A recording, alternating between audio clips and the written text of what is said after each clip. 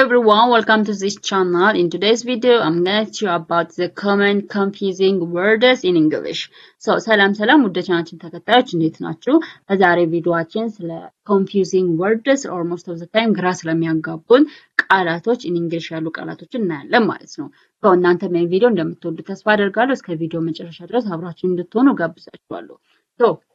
the first word የምናየው ደግሞ it is say and tell. So most of the time say እና tell it is for the same thing እንጠቀማለን አይደለ? So it's መናገር ብለን ነው የምናስበው. But it is a confusing word ናቸው። ግራ የሚያጋቡ ወርዶች ናቸው. They have a different meaning ነው ያላቸው. So እሱን ዛሬ one by one እያየናቸው እንሄዳለን ማለት ነው. So say ስንል ተናገር እንደማለት tellም ተናገር እንደማለት ነው. So most of the time but say it is focus on words spoken የምንናገረው ወርድ ላይ ወይም ደግሞ ካፋችን የምናወጣው ቃል ላይ ፎከስ የሚያደርግ ከሆነ it is say ይባላል። ቴል ደግሞ speak to someone so ለአንድ ሰው ስናወራው ለአንድ ሰው የሆነ ነገር ስንናገር ደግሞ it is tell ይባላል። ለምሳሌ ኤግዛምፕል እዚህ ጋር እንመልከት። she said hello እሷ ሄሎ አለች። so it is say የሚለው ነገር it is focus on spoken word ነው ማለት ነው። አሁን she said hello እሷ ሄሎ አለች። ምን አለች? ሄሎ አለች። so a say የሚለው ነገር it is used for focus on or used for spoken word ካፋችን በመናወጣው የምንናገረው ቃል ላይ ፎከስ የምናደርግ ከሆነ it is say ነው የምንጠቀመው። she said hello እሷ ሄሎ አለች። she told me hello she told me hello so እሷ ምን አለች? she told me hello so እሷ ሄሎ አለችኝ። እሷ ሄሎ አለችኝ። so it is tell ደግሞ የምንጠቀመው to speak to someone so ለአንድ ሰው ስናወራ tell እንጠቀማለን. And we are when we are saying or when we are focusing on the spoken word የምናወራው ቃል ላይ ፎከስ የምናደርግ ከሆነ ወይም ትኩረት የምናደርግ ከሆነ we use say ነው። ስለዚህ አሁን የሁለቱን ልዩነት ግልጽ እንደሆናችሁ ተስፋ አደርጋለሁ። say ስትሉ ለምሳሌ she said hello እሷ ሄሎ አለች። ስለዚህ hello የምትሏ it's a ቃል not word not ማለት ነው። ስለዚህ ወርዱ ላይ ነው ፎከስ ያደረግነው። and she told me hello she told me hello so እሷ ሄሎ አለችኝ። እሷ ሄሎ አለችኝ። So it is hello የሚለው ነገር ምን it is speak to someone ማለት ነው። so ሁለቱ ዲፈረንስ ይሄ ነው። the other ደግሞ speak versus talk speak እና talk ደግሞ ልዩነቱ speak መናገር ነው talk መናገር ነው። ግን ልዩነታቸው ደግሞ አለ። speak most of the time more formal ስንሆን speak እንጠቀማለን and more informal ስንሆን ደግሞ it is talk እንጠቀማለን። example can I speak to the manager so ማናጀሩን ማውራት እችላለሁ? can speak to the manager ማናጀሩን ማውራት እችላለሁ። so there is a formal way of speaking ማለት ነው። ስለዚህ manager it is not a friend አይደለ? so ማናጀሩን ማውራት እችላለሁ ስትሉ it is not a friend so it is make so you have to be it's formal መሆን አለባችሁ formal way of talking መሆን አለበት። so can I speak to the manager so ማናጀሩን ማናገር እችላለሁ። can I speak to the doctor ዶክተሩን ማናገር እችላለሁ። can I speak to the presidentቱን ማናገር እችላለሁ። ስለዚህ it is more formal ስለዚህ it's formal የሆነ way ወይም ደግሞ it's formal way የሚፈልግ አይነት ቦታ ላይ ከሆናችሁ so use it is speak ተጠቀሙ። talking ግን for it is for more informal ለምሳሌ with your friends ከሆነ with your families ከሆነ it is talk መጠቀም ይችላል። ለምሳሌ we talked for hours so እኛ ለሰዓታት አወራን። ስለዚህ we speak for hours ከምትሉ we talked for hours it is ለሰዓታት አወራን። so it is we mean it is a friends ሊሆን ይችላል። so for such things for informal way you can use talk now and for more formal way ደግሞ you can use speak now. so the difference between speak and talk is this. the other one is do versus make. so do እና make ልዩነታቸው ምንድነው? ሁለቱም መስራት ነው። do መስራት ነው makeም መስራት ነው። so what is the difference between them ነው። so most of the time confuse ስለሚያደርጉ so it is do for actions for work for tasks so ለሚተገበሩ ነገሮች ለሚከናወኑ ነገሮች we use do ነው። make ግን if we are create something if we produce something ለምሳሌ የሆነ ነገር create ማድረግ የሆነ ነገር prepare ማድረግ የሆነ ነገር produce ማድረግ it is make ነው የምንጠቀመው። so example እዚህ ጋር do your homework do your homework so ቤት ስራ so it's an action ተግባር ነው ማለት ነው አይደለም የሚከናወን ነገር ነው። make a cake ስራ ስለዚህ ኬክ ምንድነው የሚደረገው? ፕሮዲዩስ ነው የሚደረገው or it is prepared ነው የሚደረገው or it is create ነው የሚደረገው። So it's make a cake. So cake መስራት ማለት ነው። cakes መስራት። ስለዚህ ይሄ እንደዚህ ከሆነ it is ምንድነው produce የሚደረግ or create የሚደረግ ነገር ነው። So do your homework ሲባል ግን make or it is to do the action. አክሽኑ ወይም ደግሞ ታስኩ ወይም ደግሞ ስራውን መስራት it is do ነው የምንጠቀመው and for create something, for produce something or for preparing something we use make ነው። So የሁለቱ ልዩነት ይሄ ነው። Do your homework or do your exercise, do your work or do your job. ስለዚህ እንደዚህ አይነት የሚሰሩ ነገሮች አክሽን ወይም ደግሞ ስራዎች or ተግባራቶች it is በዱ ነው የምንጠቀመው but it is make a plan or ለምሳሌ ፕላን ማቀድ or ፕላን መስራት or it is make a cake ሲባል ደግሞ it is ምንድነው it's create something or produce something የሆነ ነገር produce ማለት የሆነ ነገር ያልነበረን ነገር መፍጠር or it is ያልነበረን ነገር እንደ አዲስ መስራት ስለዚህ እንደዛ አይነት ነገሮች ለምሳሌ ኬክ ኢትስ ምንድነው ከአዲስ ነገር ነው አዲስ ነገሮች ምናምን ብዙ ነገር ተደርጎ ነው የሚሰራው ስለዚህ ኢትስ ሜክ ነው የሚባለው so make a cake so this is the difference between make and do the other one is borrow and lend so ሁለቱም ትርጉማቸው መበደር ነው መበደር ነው but it is has a difference ግን አላቸው borrow ሲባል take from someone ከሆነ ሰው የሆነ ነገር ስንወስድ take ማድረግ it is borrow ይባላል take from someone ከሆነ ሰው or from somebody it's የሆነ ነገር መውሰድ receive ማድረግ መቀበል it is borrow ይባላል lend ደግሞ it is give to someone ለአንድ ሰው ደግሞ መስጠት it is lend ይባላል but it is lend it is give to someone temporarily ለጊዜያዊ ለሆነ ጊዜ ምናምን ማበደር መስጠት it's lend ይባላል example can I borrow your pen so ስክሪፕቶክን መዋስ ይችላለሁ ስክሪፕቶክን መዋስ ይችላለሁ so it is take from someone ማለት ነው someone ከአንድ ሰው መውሰድ ማለት ነው can you lend me your pen ስክሪፕቶክን ልትሰጠኝ ትችላለህ ስክሪፕቶክን ልትሰጠኝ ትችላለህ for it is some moment ማለት ነው for a temporary ለትንሽ ጊዜ ያንን ስክሪፕቶ አንተ ጋር ማስቀመጥ it is lend ነው መዋስ ማለት ነው so ተውሰን ያንን ነገር ሪተርን እንመልሳለን አይደለ እንመልሳለን so it's ያንን ነገር ተውሰን ትንሽ ጊዜኛ ጋር ከቆየ በኋላ ምን መልስ ከሆነ it's lend ይባላል borrow ግን it may be ላንመልሰው እንችላለን ተውሰነው እኛ ጋር ነው ላንመልሰው እንችላለን so እንደዛ ከሆነ it's borrow ይባላል so the difference between borrow and lend ይሄ ነው ማለት ነው can I borrow your pen so ስክሪፕቶክን መውሰድ ይችላልው can you lend me your pen so ስክሪፕቶክን ልታውሰኝ ትችላለህ so ይሄ ነው ስለዚህ የሆነ ነገር ከሆነ ሰው ስንዋሰው ምንድነው it's for a temporary time ነው ለሁለት ጊዜ እንዋሰውና እንመልሳለን ማለት ነው ቦሮ ስንሆን ግን it is take from someone ከሆነ ሰው መውሰድ ማለት ነው ወስደን ላንመልሰው እንችላለን ለምሳሌ can I borrow your pen ስክሪፕቶክን መውሰድ ይችላልው so ወስጄ ላልመልስ ይችላልው ማለት ነው ግን but can you lend me your pen so ስክሪፕቶክን ልታውሰኝ ትችላለህ or ታበድረኝ ትችላለህ ሲባል ግን እበድራለሁ ለትንሽ ጊዜ ነገር ከሆነ በኋላ እመልሳለሁ ማለት ነው so ዲፈረንሱ ይሄ ነው the other is bring and take ማምጣት እና መውሰድ so bring most of the time it is towards the speaker ነው ወደ ተናጋሪ ለምሳሌ bring your book here so እዚህ ጋር ስክሪፕቶክ እዚህ ጋር መጽሐፍን አምጣ ስንል so እኔ ወዳለሁበት ቦታ መጽሐፉን እያመጣ ነው ማለት ነው so towards the speaker ወይ ወደ ተናጋሪው ነገር የምትወስዱ ከሆነ it's a bring ይባላል take ማለት ደግሞ መውሰድ take ማለት it's away from the speaker ከተናጋሪው ደግሞ መውሰድ it is take ይባላል ለምሳሌ take this book home ይሄን መጽሐፍ ወደ ቤት ውሰደው so እኔ ጋር ያለውን መጽሐፍ ወደ ቤት ይዘው እየሄደ ነው ማለት ነው so ከስፒከር ወይም ከተናጋሪው የሆነ ነገር ምንወስድ ከሆነ it is take ይባላል example take this bill ይሄን ቢል ወይም ደግሞ ይሄን ሂሳብ ውሰደው ካልኩኝ ቢሉን ከኔ እየወሰደ ነው ማለት ነው so bring you or it is bring something ካልኩኝ it's something or bring me something so ሻይ አምጪልኝ it is towards the speaker ማለት ነው so ወደ ተናጋሪው የምንወስደው it is bring ነው ከተናጋሪው ደግሞ away የምናደርገው ከሆነ this take ይሆናል ማለት ነው and much versus many ሁለቱም ትርጉማቸው ብዙ ማለት ነው but የምንጠቀምበት way it is difference አለው much it is used for uncountables ነው ስለማይቆጠሩ ስሞች much እንጠቀማለን many ደግሞ for countables ነው የምንጠቀመው ማለት ነው example much water so water it is ውሃ አይቆጠሩም። ለማይቆጠሩ ነገሮች ማች እንጠቀማለን። መኒ ደግሞ ለሚቆጠሩ ቡክስ መጽሐፎች we can count it 1 2 3 books እያልን መቁጠር እንችላለን። ለሚቆጠሩ ነገሮች መኒ ለማይቆጠሩ ነገሮች ደግሞ ማች እንጠቀማለን።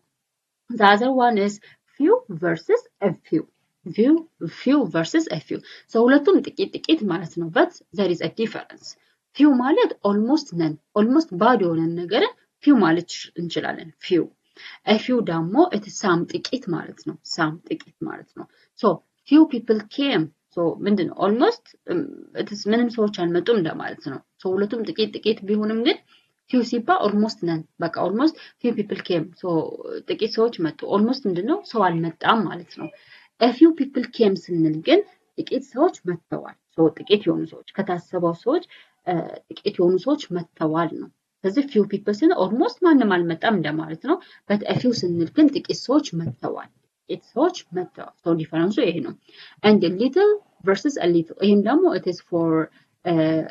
uncountable nouns little እና little እንጠቀማለን for countable nouns ደግሞ few እና few እንጠቀማለን እንደሱ ነው የሚገልጸው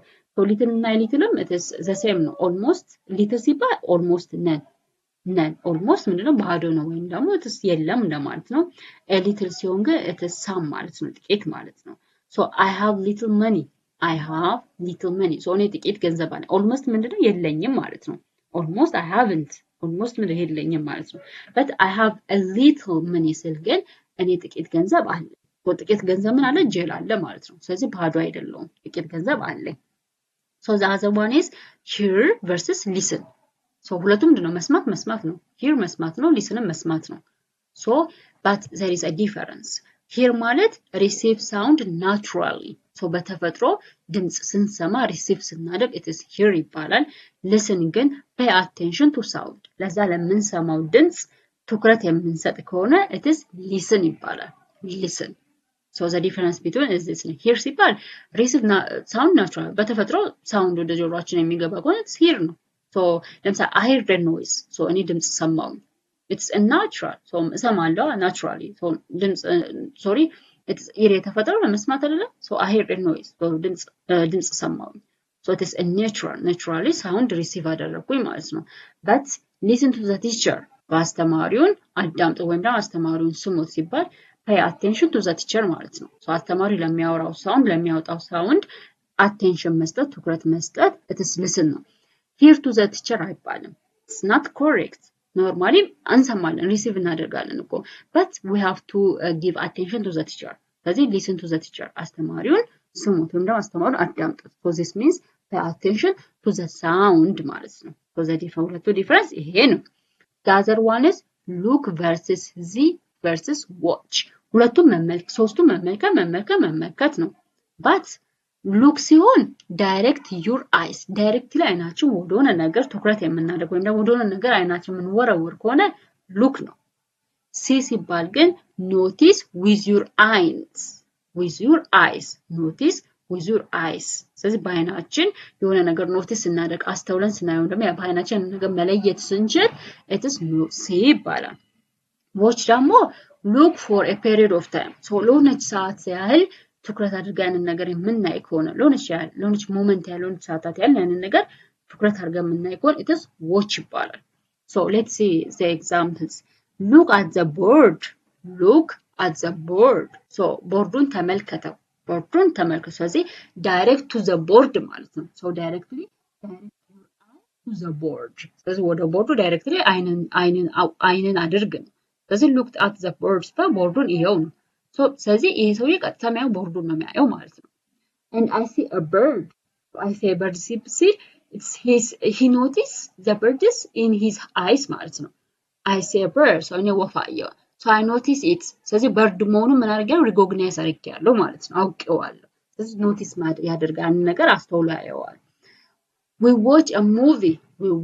a movie እኛ ሙቪ ወይም ደግሞ ፊልም አየን watch ሲባል it is for a moment or for a period of time ለሆነች ሰዓታት ያህል for 10 minutes for 5 minutes ብቻ ለሆነች ታይም ያህል ለሆነች ሰዓታት ያህል ያንን ነገር የምናየው ከሆነ watch ይባላል የሆነ ነገር ኖቲስ ባይናችን አትኩረን ያንን ነገር ለይተን የምናውቀው ከሆነ it is ምን ይባላል see ይባላል and look ደግሞ it is direct your eyes ስለዚህ ወደሆነ ኦብጀክት አይናችን ዳይሬክት የምናዞረው ከሆነ it is look ይባላል ማለት ነው። የሶስቱ ዲፈረንስ ይሄ ነው look እና watch and the other one is remember and remind remember ማስታወስ ነው የሆነ ነገር አእምሮአችን ውስጥ ማስቀመጥ remind ሲባል ግን አስታውሰኝ እንደማለት ነው አስታውሰኝ so ማስታወስ remember ማስታወስ remind ደግሞ አስታውሰኝ so example remember it is keep in your memory so በአእምሮአችን የሆነ ነገር remember ማለት ማስታወስ it is remember ይባላል and remind ደግሞ አስታውሰኝ እንደማለት ነው help someone remember የሆነ ሰው እንዲያስታውስ መርዳት remind ነው example I remember his name so እኔ እሱን ስም አስታውሰዋለሁ so it is ምንድነው keeping a memory ማለት ነው keeping something in a memory so በአእምሮአችን የሆነ ነገር ማሰብ it is ማስታወስ this remember ማስታወስ ነው remind ደግሞ it is help someone remember የሆነ ሰው እንዲያስታውስ መርዳት remind ይባላል remind so remind me to call her so እሷን እንድጠራት አስታውሰኝ እሷን እንድጠራት አስታውሰኝ so it is remind ማለት it is ማስታወስ ነው ወይም የሆነ ሰው እንዲያስታውስ ማድረግ and remember ደግሞ ማስታወስ so ልዩነቱ ይሄ ነው ማለት ነው and the other one is job versus work job ስራ ነው workም ስራ ነው በአማርኛ ትርጉማቸው but there is a difference between them job ማለት it is a specific occupation የሆነ specific ለምሳሌ if it is doctor ሊሆን ይችላል if it is nursing ሊሆን ይችላል or if it is secretary ሊሆን ይችላል it's a specific የሆነ ስራ specific የሆነ ስራ it is maybe a teacher ሊሆን ይችላል ስለዚህ የሆነ specific የሆነ ስራ it is a job ይባላል but work ሲባል it is a general activity or employment አጠቃላይ የሆነ ስራ it is work ይባላል so I have a good job እኔ ጥሩ ስራ አለኝ maybe የሷ ስራ secretary ሊሆን ይችላል merchant ሊሆን ይችላል or it is government employer ሊሆን ይችላል or it may be farmer ሊሆን ይችላል or it may be pilot ሊሆን ይችላል ማለት ነው so it is when we are indicating a specific occupation so it is a job ነው it's about a general activity or employment so that's አጠቃላይ ስራ ከሆነ ደግሞ it is work ይባላል I have a lot of work so እኔ ብዙ ስራ አለኝ so it is a general activity ማለት ነው a general activity I have a good job እኔ ጥሩ ስራ አለኝ so ያ ጥሩ ስራ it is a specific job ነው ማለት ነው so የሁለቱ ልዩነት job versus work ይሄን ይመስላል the other one is home versus house so ሁለቱም በአማርኛ ቤት ነው but there is a difference home ስንል where you live or feel comfortable የምንኖርበት ቤት home ይባላል home ይባላል house ሲባል ደግሞ it is a building ማለት ነው ህንጻው የተገነባው ህንጻ ቤቱ it is building house ይባላል ሆሙ ደግሞ when we live or when you live የምንኖርበት ቦታ or የምንኖርበት ቤት feel comfortable so ጥሩ የሆነ comfortable ተሰምቶ የምንኖርበት ቦታ home ይባላል house ግን it is about the building house ይባላል so I'm going home so እኔ ወደ ቤቴ እየሄድኩኝ ነው I'm going home እኔ ወደ ቤቴ እየሄድኩኝ it is where you live so ወደ የምትኖርበት ቤት እየሄደች ነው ማለት ነው and they bought a new house so እነሱ አዲስ ቤት ገዙ it's about a building ማለት ነው ስለ አዲሱ ቤት ነው እንጂ ስለምትኖርበት ቤት ሳይሆን ስለ አዲሱ ቤት they bought a new house so እነሱ አዲስ ቤት ገዙ it's about a building ስለ ቢልዲንጉ ስለ ህንጻው ምናወራ ከሆነ it is house ነው and when we are talking about where we live ስለምንኖርበት ቦታ ደግሞ ከሆነ it is home ነው ማለት ነው so የሁለቱ ልዩነት ይሄ ነው the other is fun versus funny so ሁለቱም አስቂኝ አስደሳች እንደማለት ነው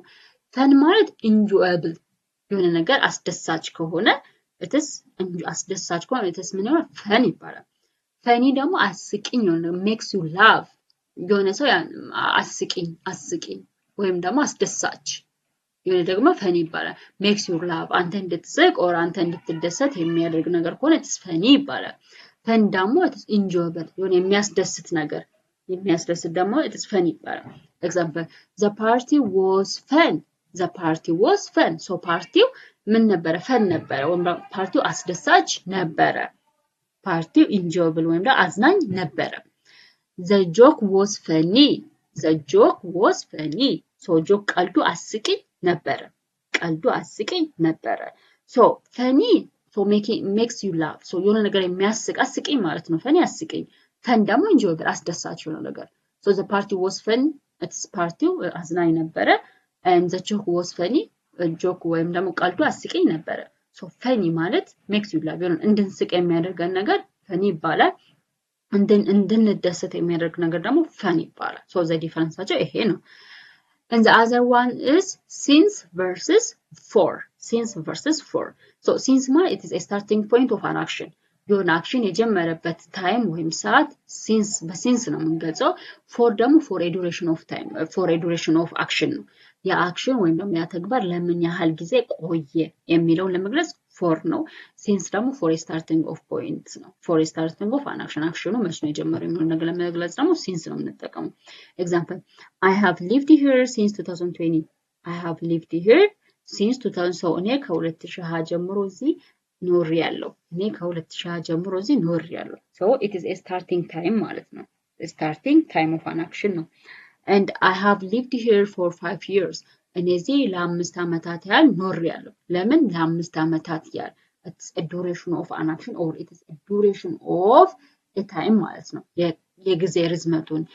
it's length of time ለመግለጽ for ነው duration of ማለት so I have lived here for 5 years እዚህ ለ5 አመታት ያህል ኖሬያለሁ I have lived here since 2020 so እዚህ ከ2020 ጀምሮ ኖሬያለሁ so there is a difference እዚህ since እና for difference አቸው ይሄ ነው so this is all about this word that confusing የሚያደርጉ ወይም ግራ የሚያጋቡ ወርዶች ናቸው so ስለነዚህ ወርዶች ሌላም ደግሞ እንድሰራላችሁ ወይም ደግሞ እንደዚህ አይነት ወርዶች እንዳመጣላችሁ ቪዲዮ እንድሰራላችሁ የምትፈልጉ ከሆነ it's part 2 ይሰራልን ብላችሁ ኮሜንት ላይ ጻፉልኝ because it is important በጣም ጠቃሚ የሆኑ ወርዶች ናቸው በደንብ አድርጋችሁ ለይታችሁ ብታውቁ ስለዚህ በምታወሩበት ጊዜ እንግሊዘኛችሁ advanced ያደርግላችኋል ማለት ነው so this is all about it a confusing words mostly in the daily life so everyday life ወይም ደግሞ ሁሉ ጊዜ በህይወታችን የምንጠቀማቸው ቃላቶች ናቸው so ይሄን ቪዲዮ እንደወደዳችሁ ተስፋ አደርጋለሁ ከወደዳችሁ ደግሞ ኮሜንት ላይ ፓርት 2 ይሰራልን ብላችሁ ጻፉልኝ እወዳችኋለሁ ፕሊዝ ይሄን ቻናል እንዲያድግልኝ ሼር አድርጉልኝ እንዲሁም ደግሞ ቪዲዮዎችን ላይክ አድርጉ እወዳችኋለሁ በሌላ ቪዲዮ እስከምንገናኝ ድረስ ደህና ሁኑ ባይ